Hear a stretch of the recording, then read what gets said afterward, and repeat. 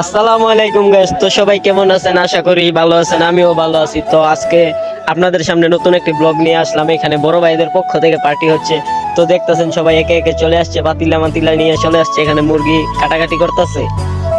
তো এখানে দেখতেই পারতেছেন কাটাকুটি শেষ, ভালো করে ধুয়ে নেওয়া হচ্ছে, তারপর আগুন দেওয়া হচ্ছে, চুলায় বসানো হয়েছে কড়াই। তো এখানে দেখতে পাচ্ছেন তেল ঢেলে দিল বড় ভাইরা সবাই মিলে। তো এখানে দেখতে পাচ্ছেন তেল গরম হয়ে গেছে, চিকেন গুলা দেওয়া হচ্ছে তেলে। তো এখানে দেখতেছেন রান্না বান্না কমপ্লিট। তো সবাই একসাথে আসতেছে আর এরা ব্যস্ত আছে ওদের ফটোশুট নিয়ে।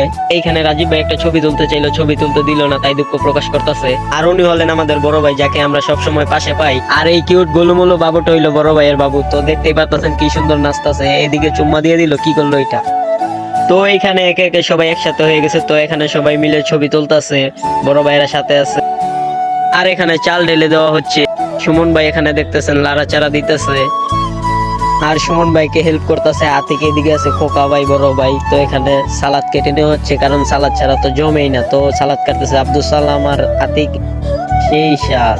খাবারটাকে আরো সুস্বাদু করার জন্য এখানে শুটকির ভর্তা বানিয়ে নেওয়া হয়েছে। তো দেখতেছেন খাওয়া দাওয়া শুরু হয়ে গেছে, একজনে খাইবারই পারে না। খাবারের এমন ভাবে ফিল নিতেছে যেন ওরা অমৃত খাইতেছে। তো যাই হোক, ফ্রিতে পাইলে যে অবস্থা হয় আর কি।